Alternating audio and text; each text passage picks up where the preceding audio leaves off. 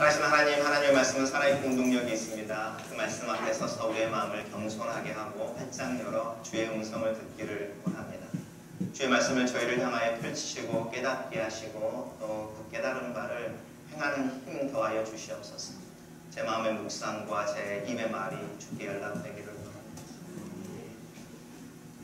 저희 아들이 대학교 2학년인데요. 진로를 놓고 계속 고민하는 거죠. 고3 전부터 항상 고민했던 것 같습니다. 하기 싫은 거 먼저 이렇게 체크를 하는데 뭐 엔지니어링도 싫다고 그러고요. 또 사이언스도 싫다고 그러고요. 비즈니스도 싫다고 그러고요. 그래서 지금 남은 게 별로 없습니다. 그래서 제가 네가 뭘 하기를 원하는 게 정확하게 결정되기 전까지는 지금 공부하고 있는 걸 공부를 해야 돼. 제가 그랬습니다. 그리고 무엇을 하든 간에 지금 네가 공부하기 싫더라도 최소한 미니멈의 학점은 받아놔야 네가 옮기고 싶을 때, 말을 바꾸고 싶을 때 마음대로 바꿀 수 있어. 이런 이야기를 하고 있는데, 제 어릴 때 꿈은 대통령이 되는 게 아니었습니다. 왜냐하면 제 어린 기억 속에 유경수 여사의 저격 사건이 뇌리에 남아 있었는지 저는 어릴 때부터 대통령은 되지 않겠다. 아내에 대한 사랑이 어릴 때부터 끔찍할 수도 있습니다.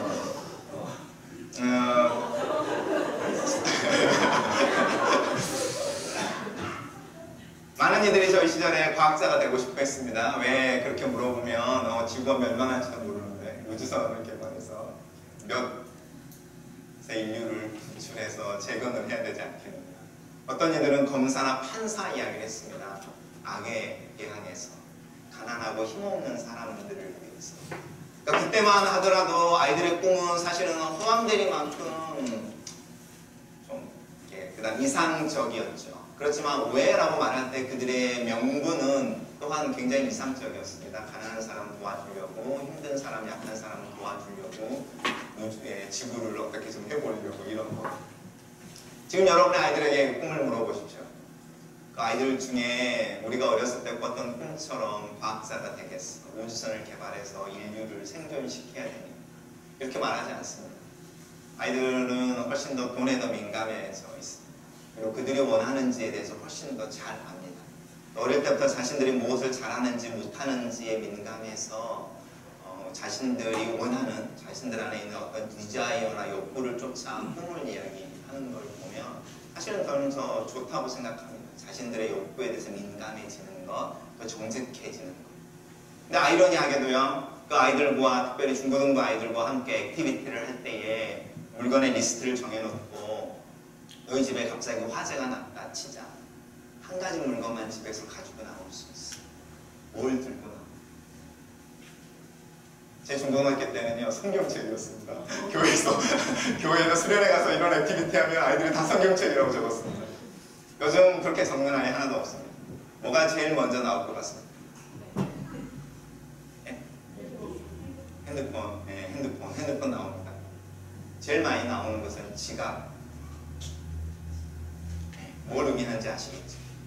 돈이 있어야 된다는 거.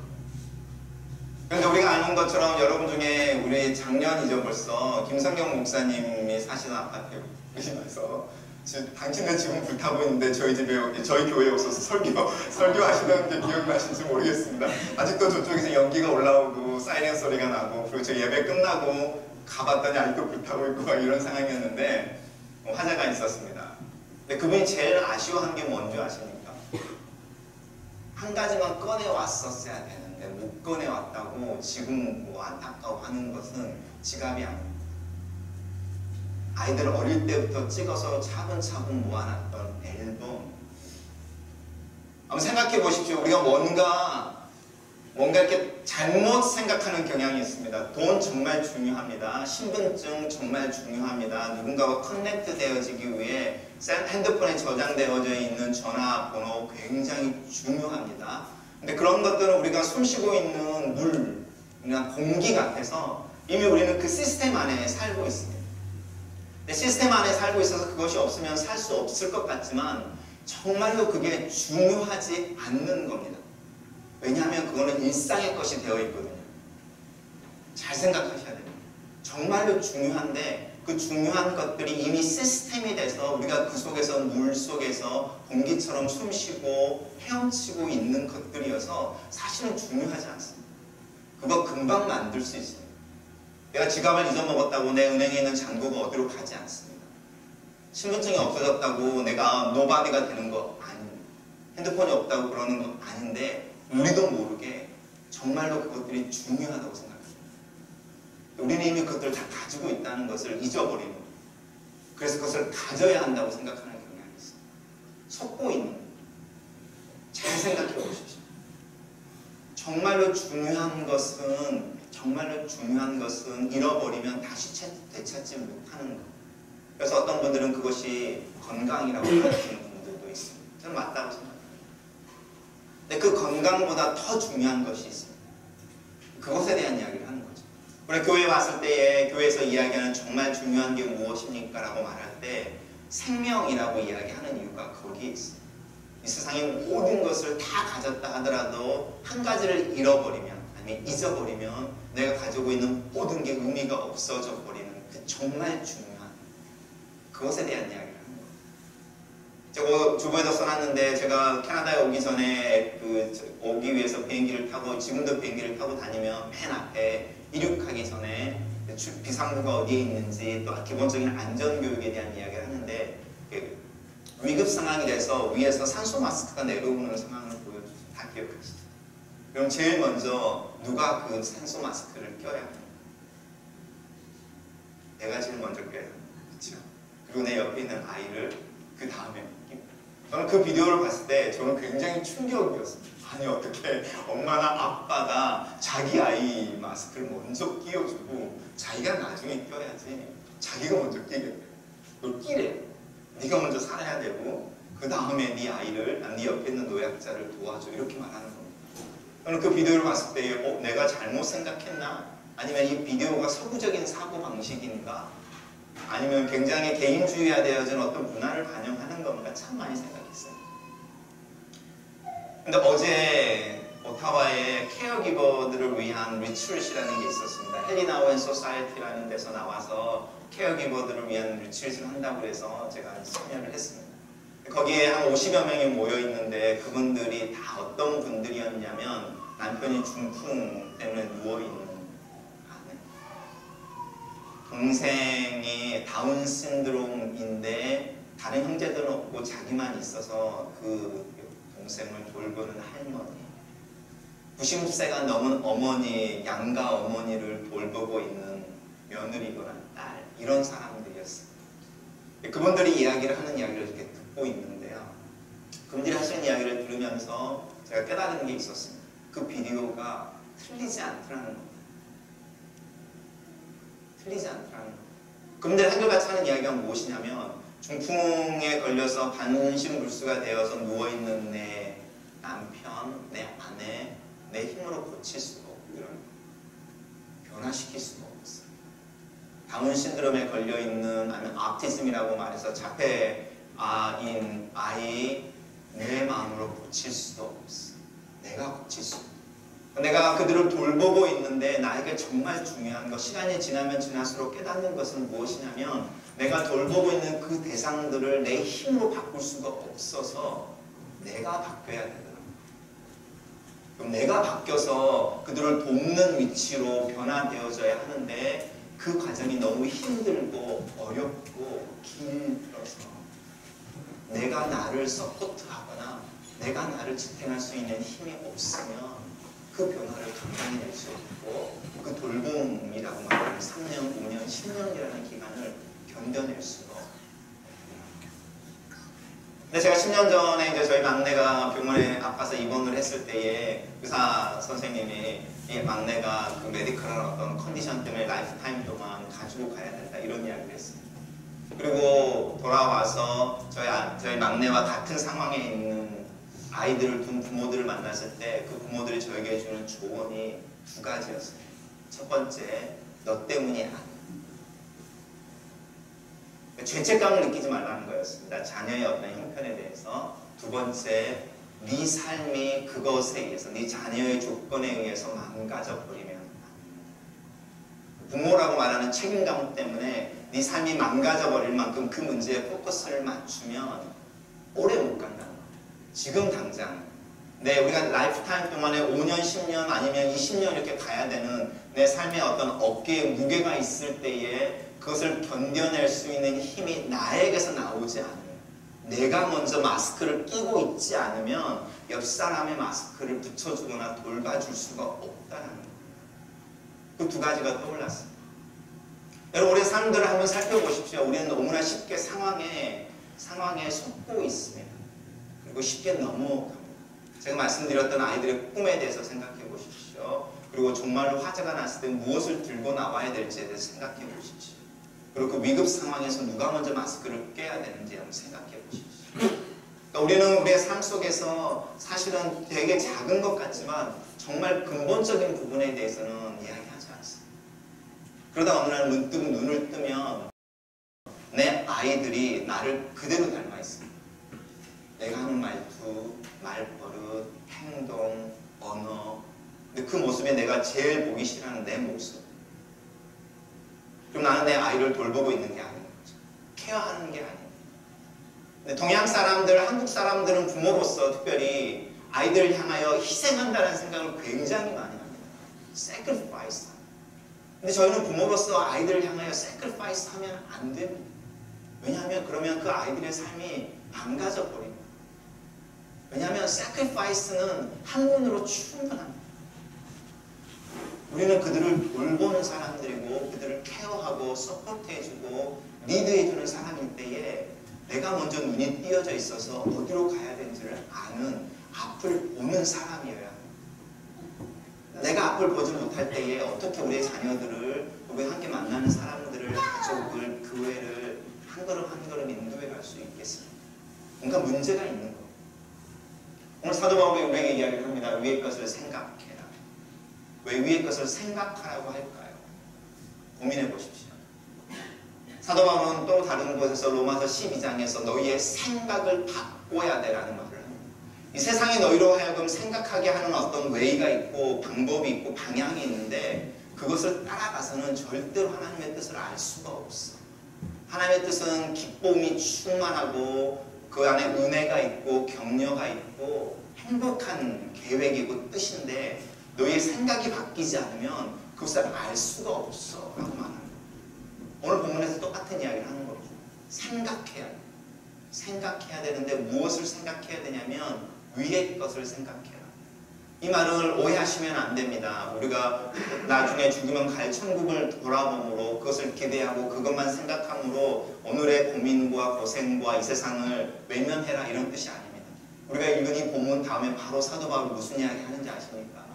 남편들아, 아내들아, 부모, 아비들아, 자녀들아, 상전아, 부모아 이런 이야기를 하고 있습니다.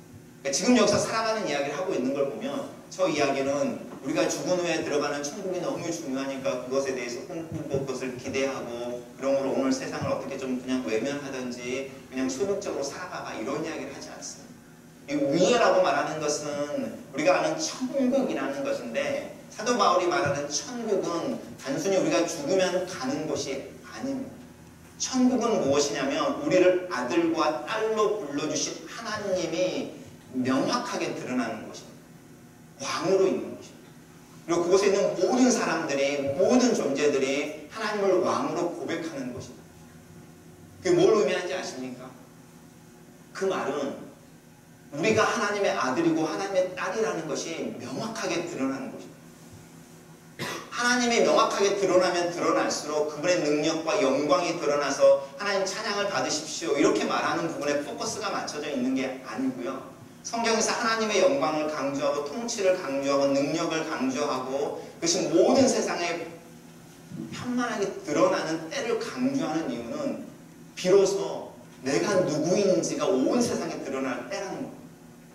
그러니까 천국이라고 말하는 것은 하나님이 명확하게 드러나 계시는 것, 그래서 내가 그분의 아들이라는 걸 모든 사람이 아는 거고 내가 그래서 하나님의 딸이라는 것이 분명하게 드러나서 모든 사람이 나를 공주 대접해주는 곳이라는 겁니다. 위의 곳이라고 말하는 것은 죽으면 가는 곳이 아니라 내가 누구인지가 나에게 주어지는 유업이, 기업이, 재산이 무엇인지 내 뒤에 있는 백그라운드가 누구인지 이 세상에서는 감추어져 있고 다른 사람들은 몰라서 내가 무명인인 것처럼 외면당하는 사람인 것처럼 오히려 고난당하고 가난한 자처럼 사는 이 세상에서 드러나지 않는 내 신분이 명확하게 드러나버리는 그것을 생각해 보라는 거예요. 다른 말로 바꿔보십시오. 네가 가난하지. 그런데 너에게 주어지는 유업에 대해서 생각해. 너는 사실 굉장한 부자인 거예요. 이런 이야기 하는 거예요. 어느 누구도 너에게 시선을 돌려주지 않고 너를 무시하는 것 같지. 아니야, 너는 하나님의 최고의 초점을 맞는 관심을 갖고 있는 아들이고 딸인 거예요. 생각해. 이런 이야기 하는 거예요. 그러니까 이 세상에 아무것도 이룬 게 없고 낮디 낮은 사이의 어떤 로우 계층에 있는 것 같지. 아니야, 너는 왕족인 거야. 로얄 패밀리인 거야. 이런 이야기를 하는 겁니다. 우리가 위의 것을 생각해 보십시오. 그러면 내가 누구인지, 내가 어떤 사람인지, 사실 내 손에 무엇이 주어져 있는지, 내가 무엇을 해야 하는지 이런 것들이 정확하게 드러나져 있는 그것을 생각해 보라는 거예요. 왜냐하면 그것은 예수 그리스도로 인해서 우리에게 주어진 것이고 그것이 가장 명확하게 지금 현재으로 진행되어지고 있는 것은 이 세상이 아니라 예수님이 지금 통치하고 계시는 그곳이어서 그곳에서 명확하게 드러나져 있는 그림을 너희가 볼 수 있다면 이 세상에서 오늘을 내일을 살아내고 소망할 수 있고 그 바라는 것을 보는 믿음의 사람들로 살 수 있을 거라는 거죠. 그것을 기억해 보십시오. 그러면 이 모든 게 전제하고 있는 한 가지가 있는데 너는 옛날의 너가 아니라는 거예요. 네가 예수 그리스도를 믿기로 또 예수 그리스도를 믿는다고 고백하는 너는 그 전의 너와 지금의 너는 전혀 다른 사람들이야. 네 인생에는 예수 그리스도로 인해서 어떤 큰 변화가 일어나 있어. 그것을 알아차려야 하는 거예요. 사랑이라는 게 무엇입니까? 제가 계속 이야기하는 거지만 사랑은 신데렐라에 나오는 왕자가 한 분 잠깐 춤추다 첫눈에 반한 신데렐라를 찾아 데려다가 궁전에 가는 그런 신분 상승의 이야기가 아닙니다. 사랑은 오히려 그렇게 눈 맞았던 그 성 안에 있던 왕자가 성 밖을 나와서 천하게 낮은 곳에 살고 있는 그 신데렐라의 눈높이에 맞춰서 살기로 작심하는, 그래야만 그 신데렐라의 마음을 얻어내고 사랑을 얻어낼 수 있어요. 내 신분이나 내 권력이나 내 부나 내가 가지고 있는 어떤 것 때문에 저 여자가 나를 사랑하는 것이 아니라 저 여자가 나야 그런 것과 상관없이 나라고 하는 존재를 사랑할 수 있을까라는 질문 속에 내 사랑을 끊임없이 고백해내고 그 여자와 같은 레벨에서의 삶들을 살면서 그 여자의 마음을 얻어내는 스토리가 진짜 사랑의 스토리예요. 우리가 꿈꾸고 있는 사랑의 스토리나 신분 상승의 이야기와 진정한 사랑이라고 말하는 그 상대방의 마음을 얻는다라고 말하는 그 사랑의 스토리의 방향은 전혀 다른 거예요. 우리가 듣고 있는 복음의 내용이 진짜 사랑에 대한 이야기를 할 때에 왜 하나님이 하늘을 떠나셔야만 했는가? 자신을 비웠다고 말하는 거예요. 부자였는데 그것을 다 뒤로 두고 가난해져 버리셨습니다. 한마디의 말이죠. 누군가의 마음을 얻고 싶어서 당신의 마음속에 있는 그 마음을 내가 마음을 얻고 싶어하는 그 사람에게 보여주고 싶어서 하는 거예요. 그래서 내가 그 마음을 알게 되고 그 사랑을 받아들이게 됐을 때 비로소 나에게 주어지는 권력과 부와 명예와 또 다른 소셜한 신분이나 이런 것을 감당해낼 수 있는 능력이 내 안에 생기는 거예요. 우리가 말하는 거죠. 왜 하나님은 우리를 이 세상에서 살게 하시는가? 우리라고 왜 고난을 받게 하고 오늘 내일을 고민하게 하고 우리의 어깨에 올려져 있는 삶의 무게와 짐에 몸부림치게 하는가? 마음을 보는 것. 왜 이스라엘 백성들을 광야로 몰아내서 하나님의 광야를 지나가야만 가나안 땅에 들어가게 하셨는가? 마음을 얻고 싶다는 것. 우리의 마음이 어디에 있을까?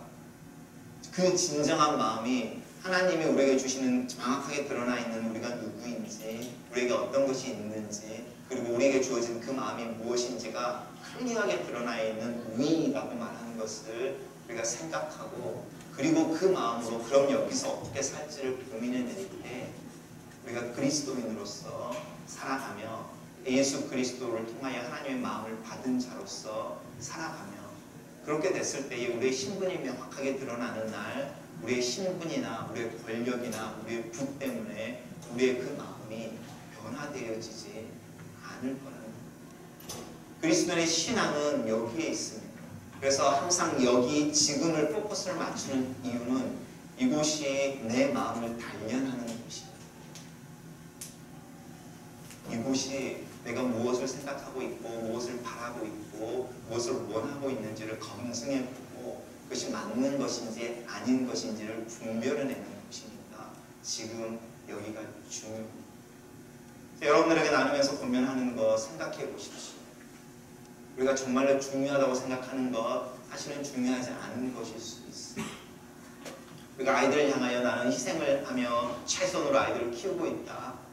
사실이 아닐 수도 있어요.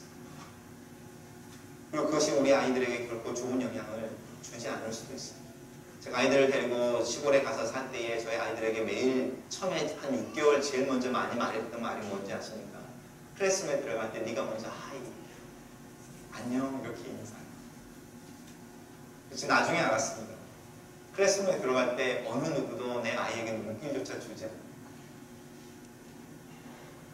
근데 그게 우리 아이가 못돼서 못생겨서가 아니라 그들이 가지고 있는 어떤 컬처럴한 게 있는 거죠. 한국과는 전혀 다른 상황. 저는 그 상황을 이해하지 못해서 아이에게 자기에게 눈도 맞추지 않는 아이들이 수두룩하게 앉아있는데 문 열고 들어가면서 이렇게 외치라고 말하고 있는 거예요. 얼마나 부모로서 황홀해, 무의미한 가르침을 매일같이 스트레스로 주고 있었는지 나중에 깨달았어요. 아이들에게 그렇게 이야기하지 않습니다. 교실에 들어갈 때 네가 먼저 친구들에게 인사해. 저는 그렇게 말하지 않았어요. 왜냐하면 상황이 그렇게, 그 상황이 한국의 상황과 캐나다의 상황이 다르죠. 왜냐하면 우리가 한국에서 캐나다로 옮겨왔다는 사실 때문에 그렇습니다. 사도 바울이 똑같이 말하는 겁니다.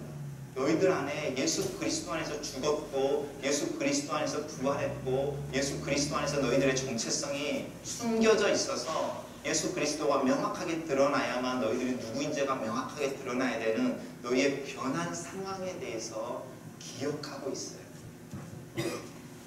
네가 누구인지 그리고 그 상황이 옛날과 다르다는 걸 인식한다면 이 생각해야 돼. 그리고 그것을 지금 여기서 살아내고 네 삶에 체질화시키기 위해서 고민해야 돼. 그것이 신앙이라는 거예요. 그게 믿음의 씨름이고 그러는 가운데 치열한 영적인 전투가 있습니다. 여러분 권면해드리고 도전하는 것은 우리가 그리스도와 함께 다시 살림을 받은 자들로서 우리의 신분과 생명과 권력과 권위와 우리의 부요함이 어떠한지가 명확하게 드러나 있는 그것을 기대해 보십시오. 요한계시록에서 뭐라고 말씀하시냐면 우리가 하나님 앞에 섰을 때에 하나님 우리에게 돌을 하나 줄 거라는 겁니다. 흰 돌. 그리고 그 돌에 내 이름이 적혀 있을 거라는 겁니다. 내 이름. 김경공이 아니라 하나님이 바라보시고 기대하셨던 그 이름. 우리 부모님이 제 이름을 지어주시면서 제 삶에 대해서 기대를 담으셨을 그 마음처럼 하나님이 나를 향해서 가지고 있으셨던 그 마음을 하나님의 옆에 서서 하나님이 나에게 주시는 흰 돌 위에 적혀져 있는 내 이름을 부를 때 그때서 비로소 내 인생이 어떤 의미가 있는지 하나님이 내 인생에 어떤 의미를 부여하시는지를 알게 될 거라는 그 돌에 초점을 맞추면 우리가 오늘을 살아갈 때 흔들리지 않을 수 있다는 거예요. 우리 풍랑을 향하여 꿋꿋하게 서 있을 수 있고 소나기를 맞으면서도 걸어갈 수 있고 주저앉아 있지만 뒤로 물러가지는 않을 거라는 거예요. 여러분이 누구인지 기억하십시오. 여러분의 신분이 예수 그리스도 안에 있는 걸 기억하십시오. 그리고 그 예수 그리스도를 생각하시면 내가 누구인지, 왜 이 고난이, 이 어려움이, 이 시험이, 그리고 이 순간이 믿음으로 지나가야 하는지에 대한 이유를 알게 됩니다. 그리고 그런 마음을 내가 갖고 있으면 내가 먼저 마스크를 하고 있어서 내 아내를, 내 남편을 돌볼 수 있는 거예요. 왜냐하면 나는 나를 변화시킬 수 있는 여유로움이 생겼으니까 상대방을 변화시키려고 하는 것이 아니라 내가 그들을 사랑하고 돌보는 자로서 그들에게 나를 맞추어 줄 수 있는 그런 여유, 그런 능력 생기게 된다. 고민해 보십시오. 그리고 그러는 중에 하나님이 나를 돌보신다고 하는 것을 더 많이 경험하게 될 것입니다. 실험하는 부분이 거기에 있습니다. 같이 기도하겠습니다. 살아계신 하나님, 저희들의 지혜와 총명을 더하여 주시옵소서. 예수 그리스도의 복음의 그 의미를 더욱더 깨달아 알고 계속적으로 상기하고 그것에 초점을 맞추는 저희들 되게 도와주시옵소서. 저희들 예수 그리스도 안에 숨겨져 있는 우리의 신분, 진정한 특권과 그 자격에 대해서 고민하게 하시고 알게 하시고 그것을 여기서 조금씩 살아낼 수 있는 믿음의 사람들 되도록 축복하여 주시옵소서. 우리 그렇게 교회로 모일 때에 위의 것을 생각하고 또 그것이 무엇인지 성경을 통해서 찾고 우리의 마음판에 새기고 하나님의 자녀됨을 주장하며 사는 저희들 되도록 격려하시고 도와주시옵소서.